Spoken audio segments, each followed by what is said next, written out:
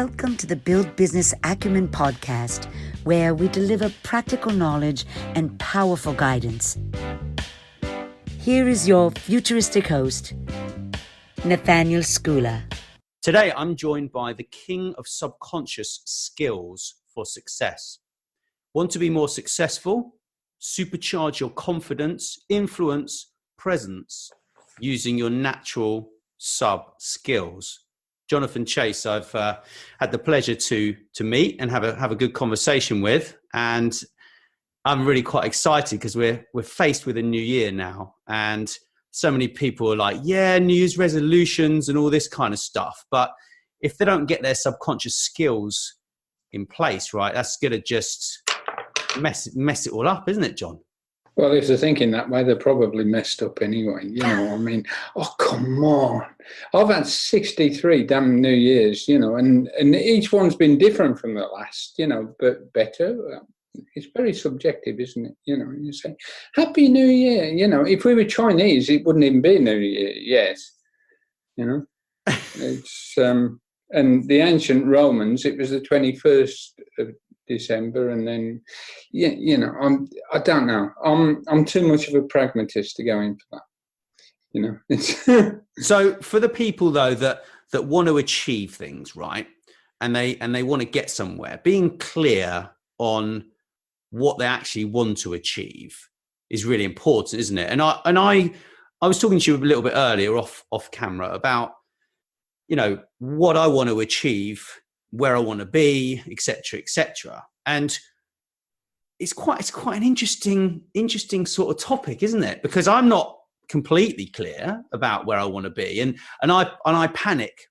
I panic because I'm not completely 100% clear of what I want to achieve, and then that causes me a turmoil, which, like you were saying off camera, creates inactivity for all of the big things that should really help me to get where I should be going, right?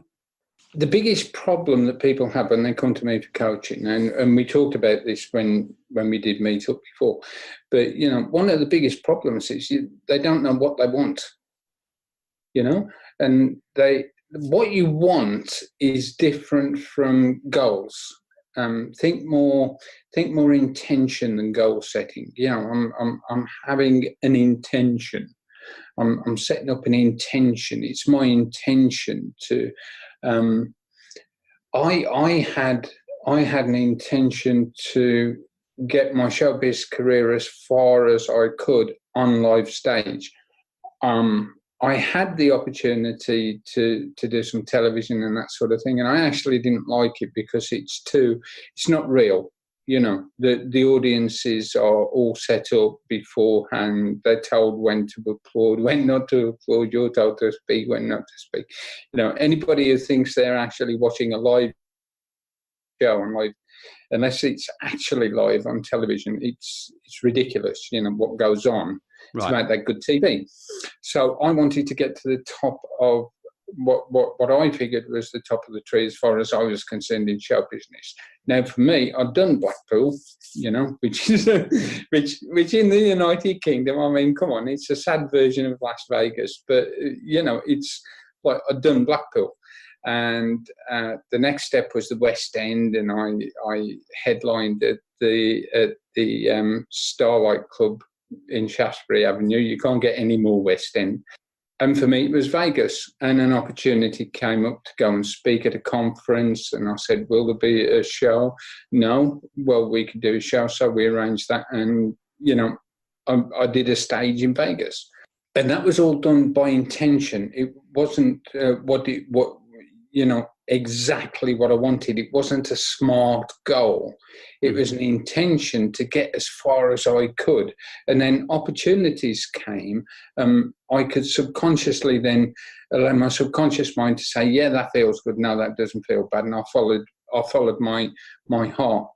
And, you know, you find that the people who are really successful follow their heart slightly before their head. You know, I like what Richard Branson says. You know, first question he asks is, will this be fun? Then he says, screw it, let's do it. Yeah? Right. But he asks, will it be fun first? Will it be enjoyable? Will it be, you know? Yeah. And one of the problems that you get in your head when you're thinking about business is, will it be achievable? Will it be achievable? Is it the right thing to do? I've got other people in my life. Should I take that opportunity? Should I not take an opportunity? And let's face it, life's a series of opportunities. You either don't take, you miss, or you take them. Yeah. Yeah. Well, that's the biggest problem, isn't it? I mean, like on LinkedIn and social media, we just get approached by every Tom, Dick and Harry, and they come and they're like, yeah, you got to sell my product with me and we can make a business. And you take all these opportunities on when you're a bit thin between the ears, inexperienced.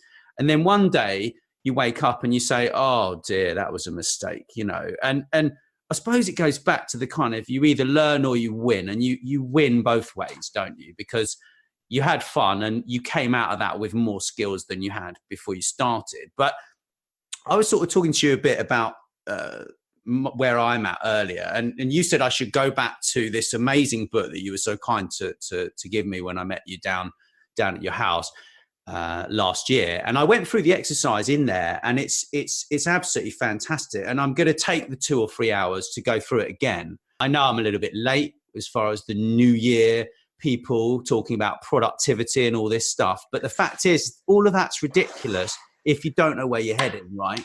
Because you need a destination, yeah? It's ridiculous if you don't know what you want. What do you want? People come to me for success coaching and they say, I want to be more successful. And you say, okay, what do you want? I want a Ferrari. Now that's a thing. What do you want? I want a house. And then they start putting a question mark at the end of it, because they're looking for verification from me on what they want. Right. So then what we do, we get them to go through a simple subconscious exercise where we ask the subconscious mind what they want. Okay. The thing is, in the back of your head, you've got your subconscious mind, and it's a little bit like a child riding in the back seat, because it keeps saying, are we there yet? But if you don't tell it where it's going, it doesn't bloody know. And you can't say, yes, we're there, right? Because it doesn't know. So it gets bored and it says, is that a rabbit? Is that a rabbit? Can I have a rabbit? Can we have some ice cream? I think I'm going to be sick. I need a pee. Are we there yet? Mine does do. I do have that problem. I know. Everybody does. I do. People seem to think that I'm in total control of my subconscious mind. Are you kidding? Nobody is. Nobody's totally in control of their subconscious mind. That's a robot. Yeah. I mean, I hear a lot now. You're not allowed to say thick, by the way. You're not allowed to say stupid anymore. Nobody is just dim anymore. Now they have mental health problems. Oh, don't start me off. John. And we're not going down that. Yeah, I mean, I was thick at school, and I'm thick now. People say, "Oh no, you're very clever." Well, that depends on whose rules you're using to verify that. But really seriously, if the subconscious and the conscious very often work together, and when they work together, that's magic, because when they're both going in the same direction, you haven't got any conflict. As soon as you get one going off in the one direction, one going off in the other, it's a little bit like, I remember my son James refusing to go down a particular aisle in Tesco's. Right. He did not want to go down there because there was green vegetables. Mm-hmm. He did not want to go down there. He didn't want his mum to buy vegetables. He couldn't understand. He was about 4. So she did what every careful, loving parent does, got down on one knee and explained to him why he needed. No, she did what every parent does. She grabbed him by the hand and dragged him screaming down that aisle. And the problem is that if you don't know where your subconscious mind wants to go, and you haven't persuaded the subconscious mind where the best place is, because you're not clear on what that is anyway, then you get a conflict. Now, that conflict's called stress, and that stress invades every single thing you do. Yeah. Everything. The way you talk to people, that phone call you've got to make. If you're stressed when you're doing that, it's in there. And because human beings have a telepathy, the people call it rapport and modeling and all sorts of things. But if I was in a really, really crap mood now, you would know. Oh, yeah. Yeah, you would know. Well, you would sense it. I agree. I agree. I actually, if I feel like that, I don't speak to anyone anymore. I don't speak to anyone. I don't talk to anyone. You called me up once. I remember I was in a bad mood, and you kind of helped me to get out of that mood I was in. But yeah, but I remember that phone call. If you remember, I picked the phone up, and we talked for about 3.5 seconds, and I said, "What's up?" Yeah, straight away, because you know me well enough to know that I'm not. No, I can. You can do that. Look, have you ever walked into a pub, looked around, and walked out again? Yeah. And thought, I don't like the atmosphere in that place. That is not a good place to be. It's going to kick off in there. Yeah. Have you walked into your best friend's house or a complete stranger's house, for that matter, going to a party or something like that, and you know they've just had the row? Oh, yeah. Yeah. They're all smiles and everything, but it's a telepathy that human beings have. You want to look up the work of a guy called Paul Ekman, Dr. Paul Ekman, and micro expressions and stuff like that, because we give away tiny little clues all the time, even in the tone of our voice, everything. My dad actually lent me this book the other day, A Field Guide to Human Behaviour. Yeah, and it's a little dated, that. One of the problems is that's the conscious mind trying to make sense of the subconscious. Right. Okay. Yeah.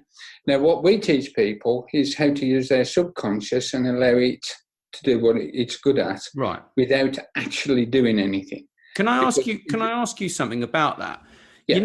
You know, a lot of people, they say use 5% of your brain and this and that. Can you shed some light around that? Because I still don't know what the real facts are, science-wise. Right. Where is this podcast actually going to be pasted? Is it going on iTunes? Business Acumen site. iTunes. Will it go on iTunes? Yeah. Yeah, iTunes, Spotify. Right. Well, I'm just choosing my language here. Oh, no, it's all right. You could say F off if you really want, but I don't encourage it. Right. Okay. Ask me that question again, then. Ask me that question again. So, what was the question? Oh, come on. No, I'm kidding. So... I've forgotten. That's what it was. No, I'm kidding. So the subconscious mind and the conscious mind, right? A lot of I've heard, I don't know, 20, 30 years ago when I was in school, I heard people say that you only use 5% of your brain consciously, right? So that's not really true, is it? It's not actually what you asked. You said that we only use 5% of our brain. Yeah. Bollocks. Complete, nutter, total tush. Yeah. Rubbish. My show has an R rating. Rubbish. Absolutely, totally rubbish. Okay. That's like saying you only use 5% of your liver. All right. So the brain's an organ. Mm-hmm. If it's working and alive, it's working and alive. If it's at rest, like most of your organs are, you know, at certain points during the circadian rhythms, during the time, it's not doing much, but it's still all turned on. Right. Yeah? Yeah. Right. Now, as far as we can tell, the subconscious mind is based around the limbic system, which is like the little brain inside a brain. It's a brain that chimpanzees and bonobos and, you know, gorillas and all the great apes have. And, you know, and around that is the cerebral cortex. Now, if you take that, and it's not exact, this is not exact science. I mean, if you read a paper on neurology, it's so full of terms like, therefore, we evaluate that, you know, and then you find that they're actually talking about mice, not human beings, you know. But I stopped drinking, but the problem is, I had this bottle of rum arrive earlier.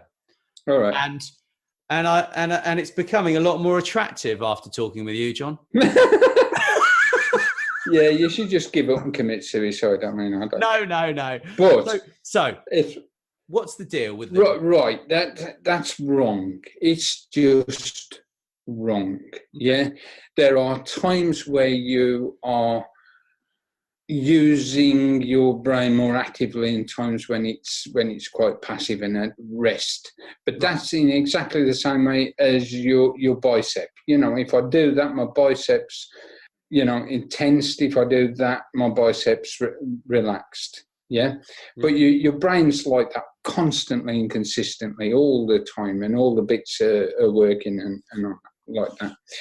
And when we're talking about subconscious and conscious, we're talking in metaphor, because what a thought actually looks like is really messy, not much blood, a little bit slimy and grey. Yeah, because that's what a brain looks like. Right. You know, and if you look at a brain without all the CAT scans and everything else, you won't actually see anything happening. Right. Okay. You know, not unless you get right down to electromagnetic levels. You know, you don't see anything happening. Yeah. So we're speaking in metaphors. We're talking in metaphors. You know, the thing is, with the subconscious, it's a process that we know is occurring, and we know it's happening, and we know that when that process takes over and enters a state that we can call, say, hypnosis or something like that, or trance, or whatever you want to call it, you know, because none of them are really accurate.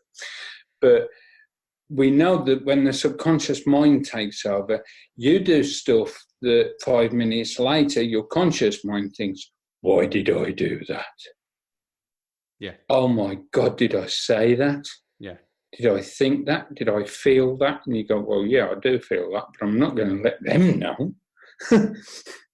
You know, why not? Because my conscious, you know, there's this old complete myth in psychotherapy that the conscious is there to protect the subconscious mind from the world.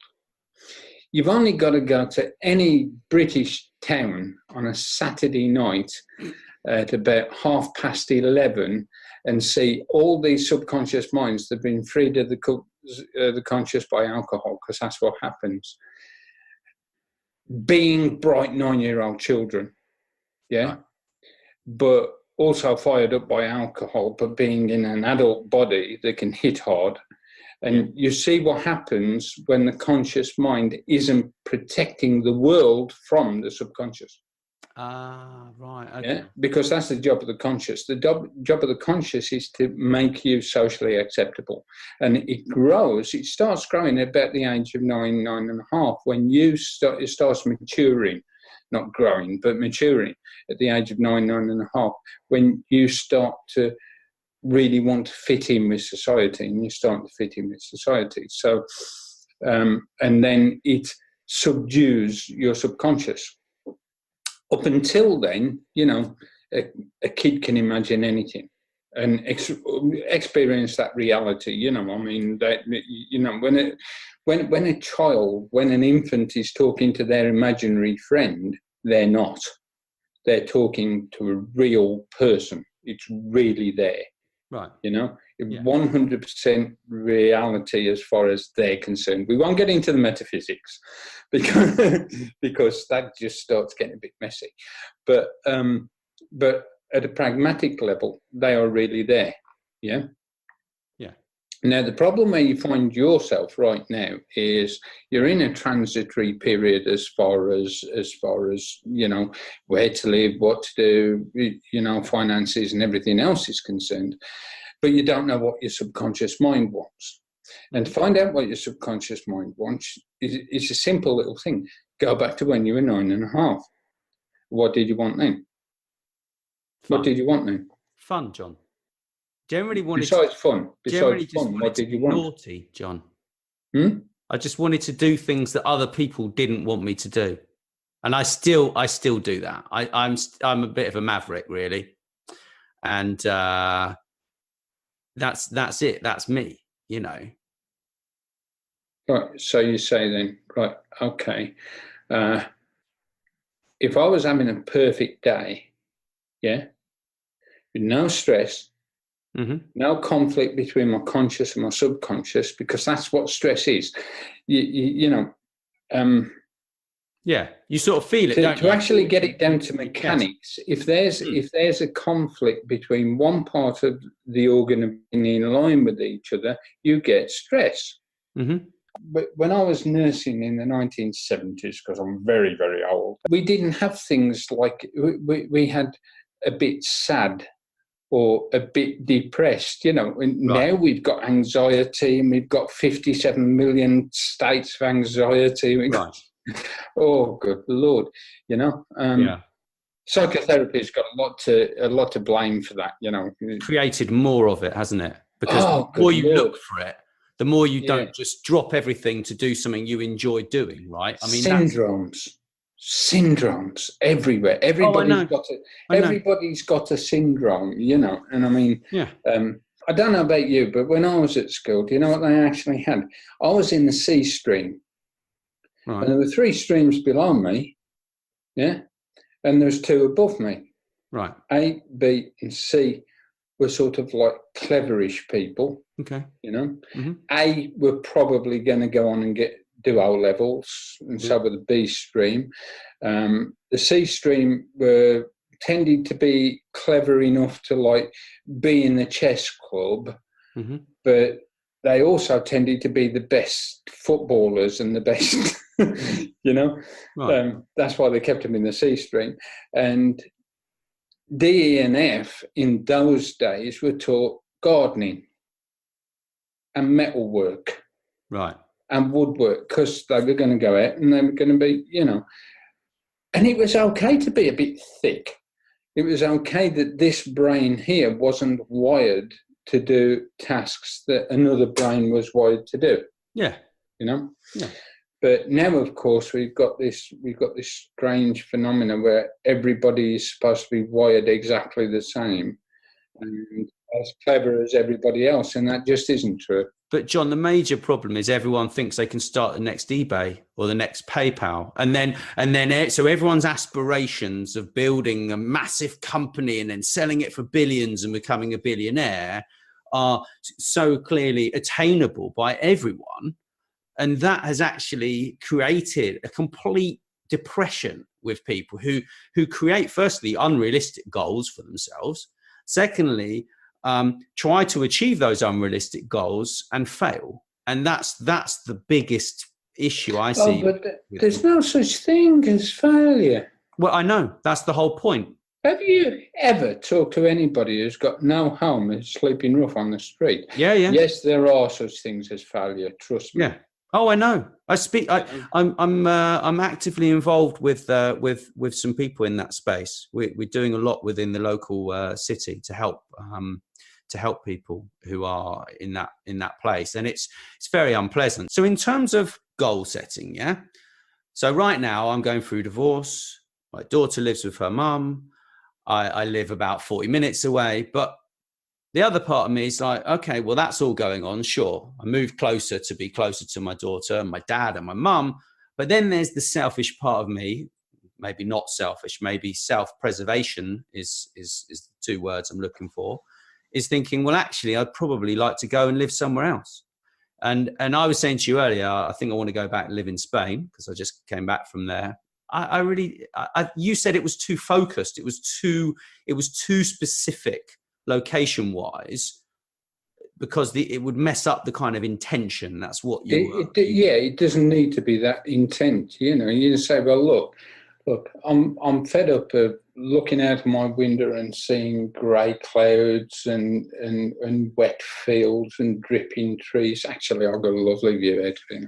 I don't mind that, you know. Right. But, you know, I'd like to open my window. I'd like to open my window on the vast majority of my time.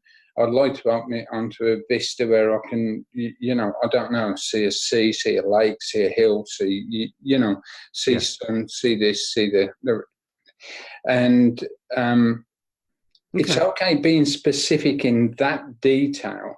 But if you say Spain and an offer comes for you to go and live in Greece or Turkey or somewhere like that, where you would have exactly the same thing, Yeah. Your mind goes, it's not what I want. Yeah. Yeah. Yeah. What about in terms of like professional things? So owning shares in a business, starting a business, getting a new job, these kind of things. What, the how-tos? Yeah, the how-tos. Yeah. I want to be rich. How do you get that? Yeah, well, you get somebody to give you some money. Yeah, right. Right, okay. So there's got to be an exchange. So what do I give them? Well, I'll give them something they need or want. Right, yeah. Right. Right. What is that? And should I do shares and stuff? Yeah, why not?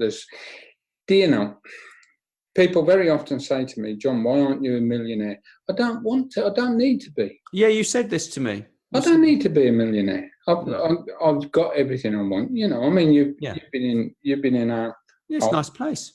2-story, huge, great big house. We've got a sea view out the back there. Probably move in a year or two because we're beginning to rattle about. As you get older, you sort of think, well, maybe a smaller place. Yeah.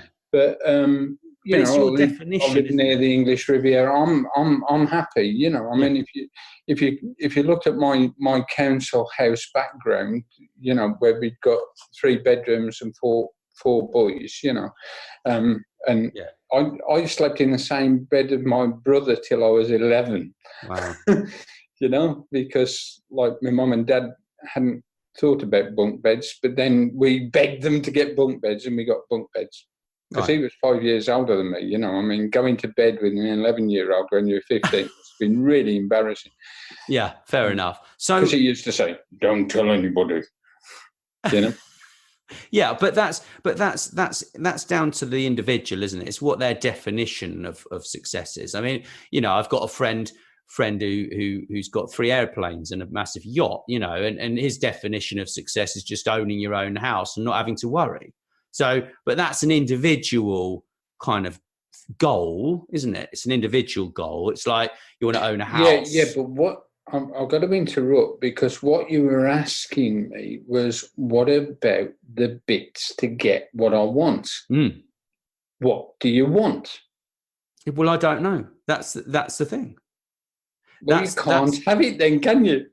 Well, that's the thing. But because how? When you get it, I'm quite. You might even have it. You might even have it. Look. Sit down with a piece of paper. Yeah. Draw a line down the centre. You've heard this before. Draw a line down the centre. Yeah. Yeah. And then hit your head on the desk 5 times. All right. Right.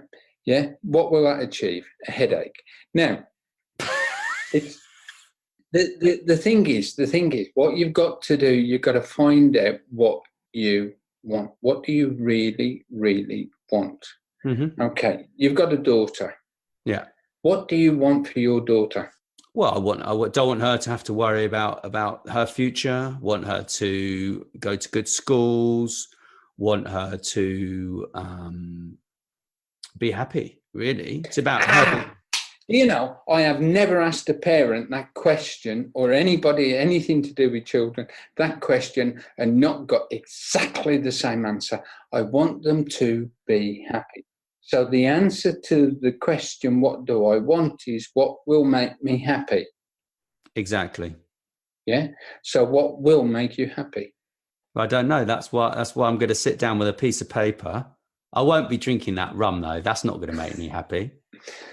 Not the next morning, anyway. But no, but it will make the squiggles on the piece of paper. There are a number of things that people need to think about in terms of them being happy, right? For me, there are some non-negotiables. It's like a nice, clean place to live, space to do Tai Chi. What else is there? Close to a town. Friendly people, be part of a community. Let me see what else.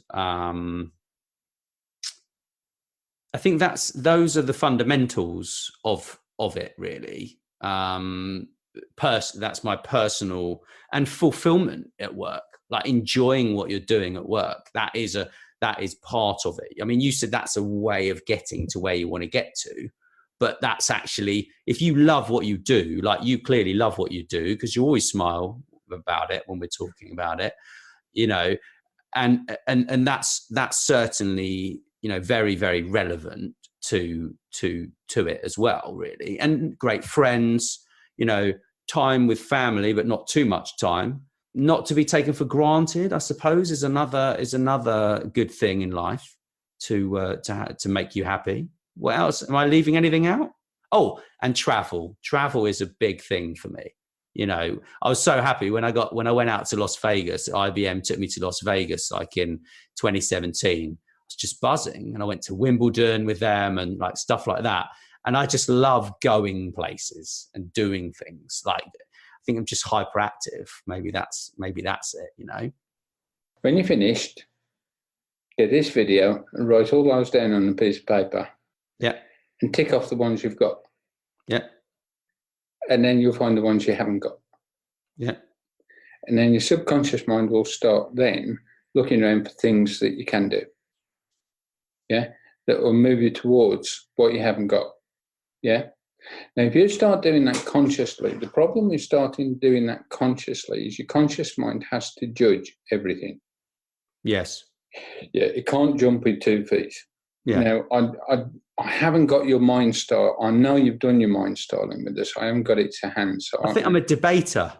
I can't. You know, I am. I'm a debater, and it made me laugh because you're so spot on. I will argue exactly the opposite. I will go. Someone will say to me, "Oh, I believe that this is red," and I'll be like, "No, it's not. It's green." And I will do that until I've kicked that idea around so many times that I actually know why it's green or why it's red or why it isn't, you see. And that's me. Hang on, just let me go, Nathan. Yeah. Because you should be. So you're breaking this down into personality types, right? Aren't you? I mean, that you've got your. It's our mind style types, you know. I mean, personality. Your personality is a whole group of things. Right, it's a different thing. So mind style. Basically, you're a creator. You're a creator with a strong performer. So you'll dream about something. You'll get that in your head. You do tend to take action on that. Whether that's exactly the right action every time, but you do tend to take action. Yeah. I mean, I think the main problem, John, is actually distractions with a lot of people and not being completely organized. And that's why I tell you what I did, right? You might laugh at me, but I went back to the old school and I actually bought Filofax. It was 20% off, which made me smile. I actually bought a Filofax, right? And I went to a new school and brought an iPad. Well, that's fine. But what are you doing with a Filofax? I really enjoy writing. My handwriting was becoming appalling, so I've got a nice fountain pen, and I'm really enjoying that, yeah?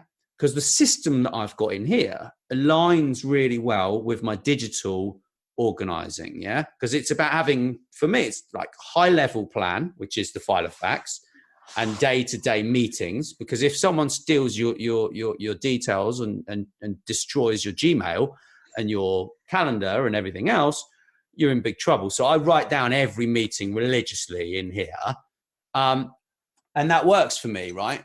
But that is a big problem, being distracted. And I think, is it about just, I mean, how on earth do you avoid being distracted? I think it depends. I don't avoid being distracted. I am I couldn't organise a piss up in a brewery. I'm the most disorganised person in the world. You know, I mean, I turn up usually on the day that we, you know, round about the daytime that we've set an appointment for. I mean, you rang me and I said, "Oh yeah, I had an appointment with Nick." I didn't. Yeah, I've forgotten all about it. That's so funny. I'm speaking at an expo in London in 6 weeks' time, and I'm doing a script for it and everything. So I got into that, and I was tucked into that, And the appointment that we got is actually now a distraction to that. Do you understand me? If I look at it from one viewpoint, and distractions and everything are very viewpointical. Now, I know that people have said to me time and time again, oh, you can't do well in business unless you're very, very focused, unless, you've set all your goals down and you've done this and you've done that and you've done that. Right. Okay, right. And for certain people who are strong evaluators, say, and strong predictors, I would agree with that 100%. But for somebody who's creative like you, I say that's a load of tosh. Get a virtual assistant, man, not a file of facts. Yeah? Because every time you pick that file of facts up and you think, right, okay, I'll jot this down and I'll jot that down, and it's destroying your soul. I enjoy it, John. I'm enjoying that, but it's not about. You're enjoying it now. You're enjoying it now, but will you be enjoying it in 12 months' time? Oh well, I can change. I don't mind changing. I have a complete open brain to changing. I'm totally, but the techniques I've been using are really useful. What I've been doing is I've been turning off all distraction. So if I've got something I need to work on, like a project-based thing, it'll be 52-minute working session.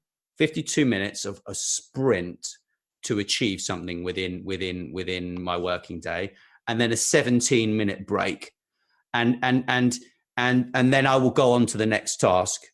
And that's my challenge is actually just not allowing distractions to get into those, to do more of that, because that's working. Yeah. And less of the random kind of, oh, I'm doing this, and oh, there's a notification, and oh, I'm on social media, and do you know what I mean?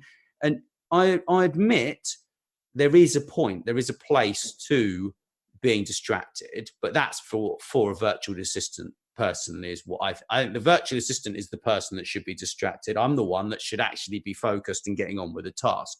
That's my personal opinion for my where I'm at right now, work-wise. And is that working for you? It is when I do it. So I need to do more of it. I've never heard that before.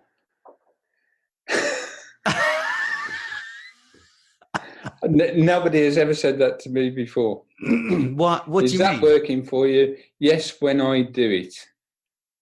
You lie. Okay. Right. Now, that's a prevarication. It's a prevarication from thinking. You're provoking me to think. And look, now I'm provoking you to look at Nick. Nat. Nick? You always call me Nick. You make me laugh. I remember the first time you called me Nick. You touched me on the arm and you called me Nick, and we had a right laugh. And ever since then, every time you call me Nick, I just laugh. I can't help it. It cracks me up. Yeah, that's because I've anchored that. I know you have, John. But I read your book, still. And I listened to your DVD. I watched your DVDs. Hypnosis Installed, it was. Very interesting. Yeah, that's yes.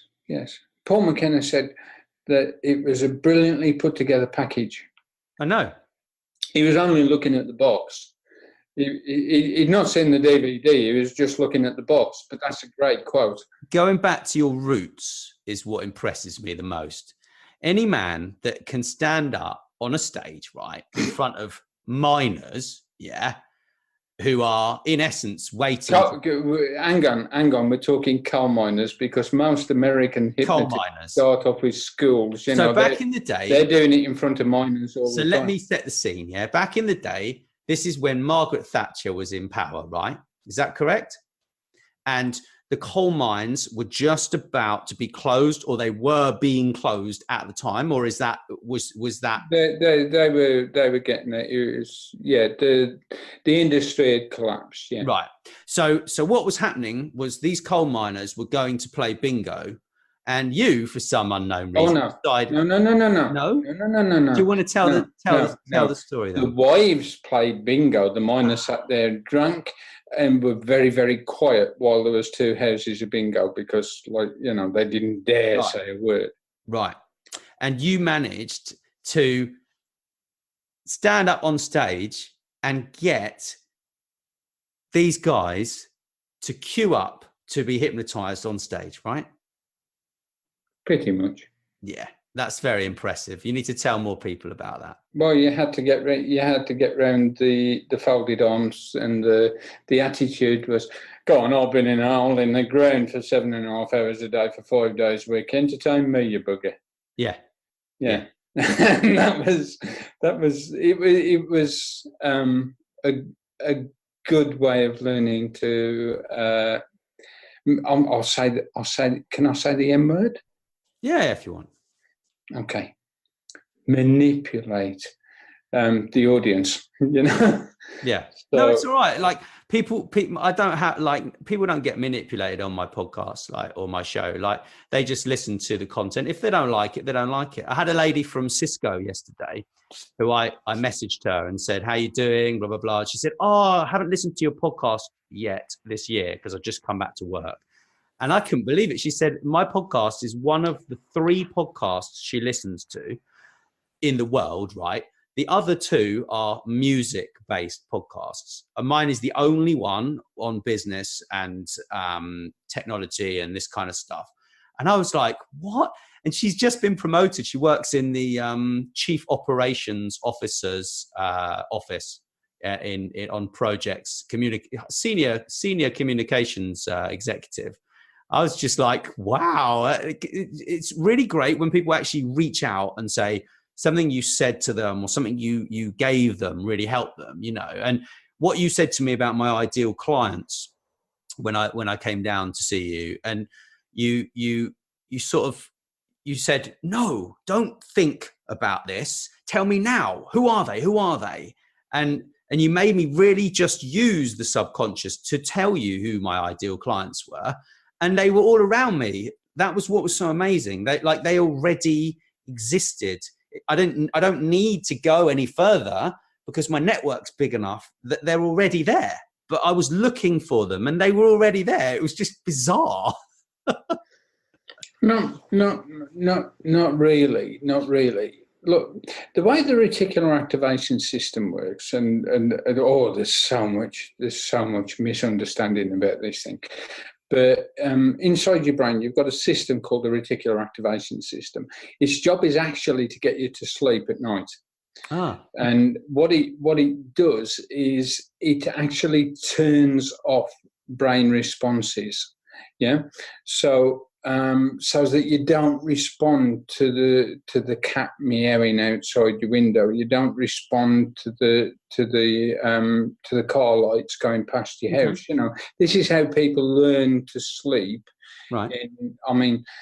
I had a flat once after I got divorced for the second time. I had a flat right on the main A5 road in Cannock in Staffordshire. Wow. It was 24/7, 365 nose to tail traffic, you know. And did I sleep? Yes, I slept thanks to my reticular activation system, which checks to see if it's got a pattern for that. That's okay, but forget it. Yeah. Right. Now the problem is with people, with places and everything else, is that when you say, what do I want? And you write a big list down, like you've just said, and you start ticking off what have I got. Very often, I find that people have got most of what they've ticked them off, and they've gone, hey, just a minute, right. I forgot about that. Right. I don't need it. But your reticular activation system to move you forward and to keep you going, and people do this in business a lot. They think they've got to do something new. Right. They think that growth is about doing something new, you know, and I love that growth thing in business, you know, especially when you see an image of a tree. Yeah. Mm-hmm. Now, you can plant an oak tree in the middle of a field. Yeah. And it will grow to a certain height. Yeah. Mm-hmm. And it will have a spread of certain branches. Yeah. Now, people say, oh, yeah, well, it grows and it grows and it grows. Hang on a minute.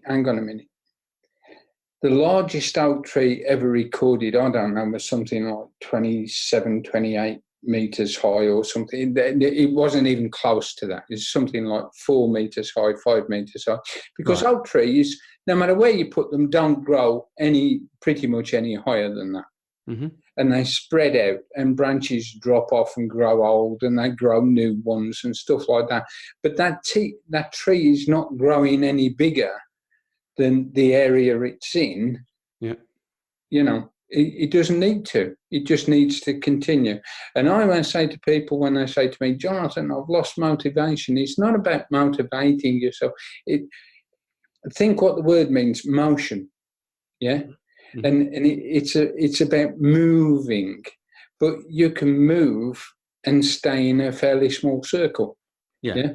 You know, I mean, I'm in a wheelchair, for God's sake, and I exercise. Yeah. But believe me, I don't run very far. I don't need to move very far to do some exercises. I tend to stay where I am. Yeah. And then jiggle about a bit. You know, you don't want to see it. Believe me, you do not want it. It's not a sight you would want to see twice. But the thing is, one of the exercises that we do with people in subconscious skills, in little skills that we've got to recognise what we've got and the value of that, is to actually write down what we want. And once we start to write down what we want, we think, well, actually, do I need 20 friends, or do I need the 3 I've got that I know would... I'll tell you what, would your friends come and visit you in hospital? Some, yeah. Yeah? Would they turn up at your funeral? Yeah. Would they offer assistance to your family if you were sick or ill or whatever? You know, and when you start, when you start to think about that, you start to think, well, actually, I've got 3 or 4 friends that would do that I can rely on, I can trust, and I know that would back me up. And then you sort of think, well, do I need any more? Yeah, but John, what about Anthony Robbins and all these success trainers? And they talk about like upping your expectations and this kind of stuff. Oh, you mean the people who do the same thing over and over and over again and keep doing it like for the last 35 years? Robbins has been saying, take dramatic action. Yeah, and up your expectations. Every year, and he does the fire walk every year, and he goes out on the audience and claps those huge, great big plates of hands. Got and smiles his horse. And takes a lot of money off the audience. Yeah, because he's comfortable doing what he's doing. He's in his comfort zone, and he's quite comfortable in doing. But what I'm saying. So what about when he says to people, you know, change your expectations? Like, you know, if you think you're happy, you know, you're unhappy now. So how are you going to become really happy? Well, you're going to up your expectations, is what he says, doesn't it? In those kind of people. Yeah, because basically he's talking to people who are saying, I'm unhappy. Yeah? Yeah. Okay, well, you've got to change something. Now, we've all got different ways of doing that. We've all got different models of doing that. I mean, you know, I will tell you should be in your comfort zone. You should never leave it, because if you're uncomfortable, you're doing something wrong. Yeah, but not in line with the way you're... But if that comfort zone is being uncomfortable, that is your bollocks. That's complete and utter bollocks. That's the conscious mind coming up with an excuse for being in a society you can't work in. Yeah, and you can't be in. That's and it's happened time and time and time again, where people have said, right, okay, I'm unhappy in this situation, but I'll come up with an excuse, with a cognitive excuse. That's the reticular activation system. Yeah, I will get used to this so much that it doesn't hurt anymore. Yeah, I mean, lots of people with neuromuscular conditions will tell you that you can get used to pain to the point where the pain's still there, but you don't let it bother you anymore. Yeah, simply because you've got used to it. Yeah, and that's an excuse. But the conscious mind is always trying to excuse the fact that the subconscious mind's unhappy. But I tell you what. If subconscious mind's unhappy, then even those conscious decisions are wrong. So then making the subconscious mind happy, right, is about listening to it and asking it what it wants. Is that right? And then helping it. How old is your daughter? Pun? How old is your daughter? 7. 7. So before Christmas, did Daddy say to his daughter, what do you want Santa to bring you? No. No? Because you were observing her. No, So I wasn't there. I don't see her that often, unfortunately. You don't see her at all? Okay. No, I do see her, but not as often as I would like. Okay, but you didn't like buy her a complete works of Shakespeare, did you? No. I got her a few. Right. I got her a few things. I bet you got her a few things that little girls like, and that you hoped your little girl would like. Yeah, right. Yeah. So because you don't want to make your little girl unhappy by telling her she can't have this, she can't have that, and she can't have this. Right? Your subconscious mind is a bright 9-year-old child. At about the age of 9, your cognitive, maturing, social brain starts to mature, and you start to have to problem solve, and you start to have to really come into society and become part of society to improve, to survive, to live, to survive. Right. Sadly, some people don't have that, and they are mentally compromised. Yeah, but the vast majority of people, that's what happens round about the age of 9, 10, somewhere around there, prepubescent. Yeah. So if we treat the subconscious mind as a bright 9-year-old child, and we say, well, what does it want? Well, I want to play more. Well, what do you want to play at? I like going on computers, and I like making things move around and building things in a virtual world, and I like building theatres and putting things in the theatres and making things work. I know you're smiling because you know that's what I do. I go on Second Life and I build theatres. You know me too well. I'm actually currently, it's my hobby. It's my hobby. What I call a hobby project. I mean, if you can make a hobby project pay, you're doing it wrong, because then you're turning it into work. Yeah. Right. But if you say to your subconscious mind, what do you want? And you find that out by doing an exercise like we've just done, where I just let you ramble, let you go off, I mean, a good way of doing it is actually have a couple of drinks of that rum, and relax. No, we'll leave that for a couple of months, John. But you know what I mean. If you can find a space where you're nice and relaxed, and you haven't got, people will say to me, right, I'm doing my special day, right, but I'm doing it at work in lunchtime. So you go, no bollocks to that. No. You need to relax. Get in the car, go in the middle of Dartmoor, go to a cafe you've never been to before, where it's really nice and it's comfortable. You can chill and let your subconscious mind ramble. Let it ramble. Let it create. Let it say, well, I'd like this and I'd like that. I know there's a school of thought that says that you should start with big goals, massive goals, impossible looking goals. What I would say is do, for you especially, is do the creative stuff, and make it look pretty, and well, I'm really love what I do, and describe it. I do. Yeah, I know you do, and describe it that way, But if you love what you do and you're in the right place, and your subconscious mind is still screaming, are we there yet? You need to ask it where it wants to go. Now we get to a compromise situation. Right, okay. Well, what do you want? Well, I'd like that, I'd like that, I'd like that, I'd like an ice cream and a rabbit and a cat. Can I have a cat? Well, now what would you do with a child? Yeah, you'd say, we're nearly there. Can't have a rabbit and a cat. Which one do you? Oh, I want the cat. Okay, let's go out and get the cat.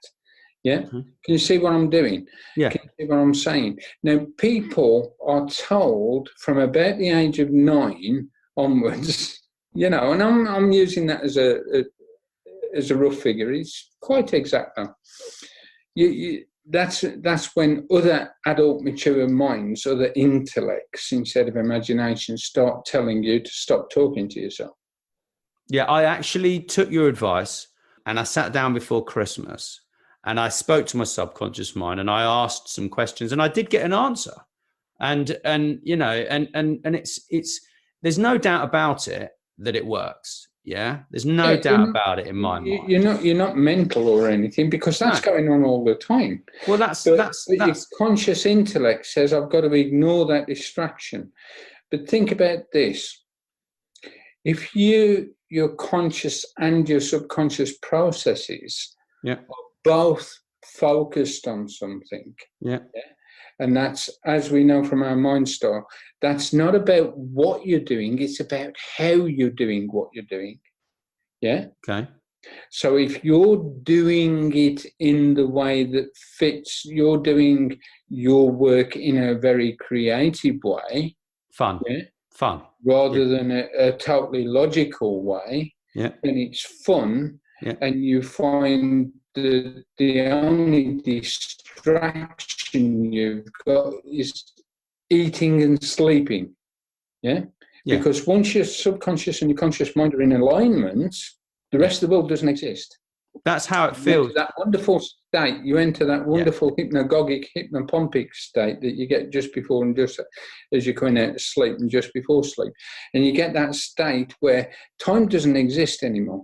It's sort of like when I used to hypnotize, and I've done this tens of thousands of times, people used to say that stage hypnotists would do weird and wonderful things with your imagination on stage and then tell you to forget what's just happened.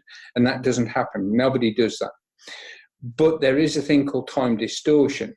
And when you bring somebody out of that subconscious state, because the subconscious mind's been in control and because the conscious mind's just been going along with it and working with it, they have no idea how long they've been hypnotized. Right. But I lost count of the number of times that I would say to somebody, after being on stage with me for 2 hours on stage and half an hour break, and they'd been there for 2.5 hours, they would say, how long have you been on stage? And they'd look at you and say, I'll just come up. Because they had no conscious awareness of time passing. Yeah. That actually does, my work feels like that. It really feels like that. Okay. So it's not to do with your work then. So what do you want? Well, it's not to do with your work, and you're doing your work there, okay? Right? So have a look at that list of those things that you just spieled off when you really got going. And when I said to you, I kept saying, what do you want? What do you want? What do you want? You know? And I want to pop wheelies on a massive motorcycle, John. I want to pop big wheelies, right? And the why not is? I think we'll end on that one. And the you can't is? The you can't is, it's a bit dangerous, and I've got a daughter, and that's generally the you can't. But I think I'm just gonna have to do it anyway. Hey, walking out the door is dangerous, mate. That's exactly my attitude. But John, it's been an absolute joy. So what do people do then? Do they which book do they buy of yours to or what course do they take? Where, if you've got any resources, you can We're doing a new one. It's just coming out. It's just coming. This is mock-up, by the way. Okay. That's why it's got a blue spine. But we're doing a new one. It's called Subconscious Skills Success, and it's all about sub-skills. Sub-skills are the minor skills it takes to come up with a bigger skill. So, say in literacy, the sub-skills of literacy are things like reading, writing, grammar. In mathematics, the sub-skills of maths are, adding, subtracting, multiplying. Yeah. Okay. And the sub-skills of success are the little things you do to get what you want. Right. Yeah.